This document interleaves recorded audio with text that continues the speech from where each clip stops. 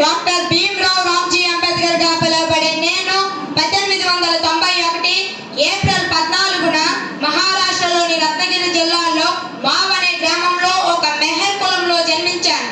నా తల్లిదండ్రులైన భీమాబాయి రామ్జీ సర్సాలకు నేను 14వ సంతానం. నిమ్న కులంలో జన్మించిన నేను చిన్నప్పటి నుండే ఎన్నో అవమానాలు చవిచూశాను. పాఠశాలకు పోతే తరగతి బయట ఉండే చదువుకోవాలి. కనీసం పచ్చి మంచినీరైనా స్వయంగా త్రాగే హక్కు కూడా లేదు. ఎవరైనా పైనుండి పోస్తా ఉంటే దోషంలో పట్టుకొని త్రాగాల్సిన పరిస్థితి. పాఠశాలలో ఉపాధ్యాయులు మాత్రం నా పట్ల ప్రత్యేక శ్రద్ధ చూపిస్తూ నన్ను ప్రోత్సహించేవారు. పెంట కుప్ప కన్నా హీనంగా చూడబడే నేను పెంట కాదు, ఇది సుగంధాల పంట అనిపించే స్థాయికి చేరాలని అహర్నిశలు కష్టపడి కఠోర దీక్షతో చదివాను. 1907 మెట్రికులేషన్ పరీక్షల్లో ఉత్తమ మార్కులతో ఉత్తీర్ణత సాధించాను. ఆ ఉత్తీర్ణత నాకు మంచి గుర్తింపుతో ఇవ్వడం పాటు నాలో ఆత్మవిశ్వాసాన్ని పెంపొందించింది. రెట్టింపు ఉత్సాహంతో చదువును కొనసాగించాను. నా పేదరికం మరియు ప్రతిభను కొంతమంది మానవతావాదుల ద్వారా తెలుసుకున్న బరోడా మహారాజ్ గారు నెలకు 25 రూపాయల ఉపకార వేతనాన్ని మంజూరు చేయగా వారి ప్రోత్సాహంతో ముంబై యూనివర్సిటీ నుండి 1912లో బిఏ పట్టాను పొందాను. బరోడా మహారాజ్ గారి సంస్థానంలో ఉద్యోగం లభించింది. కానీ నా ఉన్నత చదువులు విదేశాల్లో చదవాలనుకున్న కోరికను తెలుసుకున్న మహారాజ్ గారు నెలకు 11.5 పౌండ్ల ఉపకార వేతనాన్ని మంజూరు చేసి మరోసారి నా పై చదువులకు సహకరించారు. విదేశాల్లో స్వేచ్ఛ సమానత్వం అంటే ఏమిటో చవిచూసిన నేను మన దేశంలో కూడా స్వేచ్ఛ సమానత్వం సౌభ్రాతృత్వం నెలకొల్పాలని ఎన్నో కలలు కనేవాడిని.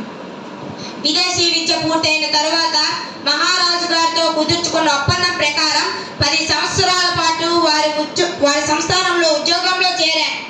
కానీ నా క్రింది స్థాయి ఉద్యోగులు కూడా నాకు సహకరించకపోయేసరికి నా స్థితిని మహారాజు గారికి తెలియజేయగా వారు కూడా నిస్సహాయత చూపేసరికి నేను రాజుగారి అనుమతితో రాజీనామా చేశాను.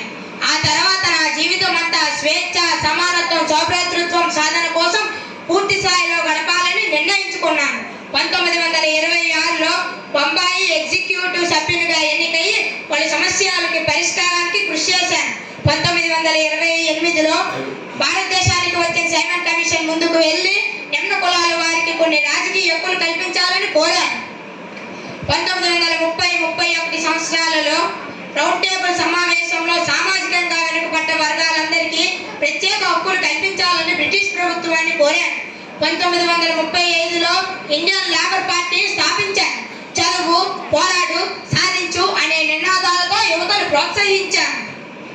మన దేశానికి స్వాతంత్రం వచ్చిన తర్వాత మన దేశాన్ని మనం పరిపాలించడానికి అవసరమైన రాజ్యాంగాన్ని రచించడానికి నన్ను అధ్యక్షునిగా ఎన్నుకున్నారు. రచనా కమిటీకి అధ్యక్షుడినైన నేను సుమారు 60 దేశాల యొక్క రాజ్యాంగాలను క్షుణ్ణంగా పరిశీలించి మన దేశ కాలమాన పరిస్థితులకు అనుకూలమైన అంశాలతో ఆయా దేశాల రాజ్యాంగాల నుండి గ్రహిస్తూ 2 సంవత్సరాల 11 నెలల 18 రోజుల్లోనే ప్రపంచంలో అతిపెద్ద లిఖిత రాజ్యాంగాన్ని రూపొందించగలిగాను. 1951లో ఫైనాన్స్ కమిషన్ ఆఫ్ ఇండియా ఏర్పాటు చేయాలని ప్రభుత్వాన్ని కోరాను. ఆర్బీఐ యొక్క ఆవశ్యకతను ప్రభుత్వానికి తెలియపరిచి రిజర్వ్ బ్యాంక్ ఆఫ్ ఇండియా ఏర్పాటు చేసేలా చేశాను. 1951లో మొదటి సార్వత్రిక ఎన్నికల్లో పార్లమెంటు సభ్యునిగా ఎన్నుకోబడ్డాను. భారతదేశానికి మొట్టమొదటి న్యాయశాఖ మంత్రిగా పనిచేశాను. రాజ్యాంగ పరంగా ఏ వర్గ ప్రజల్ని పాలక వర్గాలు నిర్లక్ష్యం చేసే అవకాశం లేకుండా చట్టాలను రూపొందించారు. రాజ్యాంగంలో ప్రాథమిక హక్కులు ప్రాథమిక విధులతో పాటు ఆదేశ సూత్రాలను పొందుపరిచారు. అత్యవసర పరిస్థితుల్లో తప్ప రాజ్యాంగాన్ని ఉల్లంఘించే అధికారం పార్లమెంటు కూడా లేకుండా చేశారు. ఆర్టికల్ 32ను రాజ్యాంగం యొక్క ఆత్మగా అభివర్ణిస్తూ రాజ్యాంగ పరిహార హక్కును కల్పించారు. స్త్రీల ప్రత్యేక హక్కుల కోసం హిందూ కోడ్ బిల్లును రూపొందించారు. ఆస్తిలో స్త్రీలకు సమాన హక్కు ఉండాలి. నచ్చని పెళ్లి నుండి విడాకులు పొందవచ్చు. పిల్లల పెంపకానికి అయ్యే మొత్తం ఖర్చులు కుటుంబం ద్వారా పొందవచ్చు. స్త్రీ పురుషులకు సమాన పనికి సమాన వేతనం చెల్లించాలి. పిల్లలు ఇలా చాలా విషయాలను రాజ్యాంగంలో పొందుపరిచారు.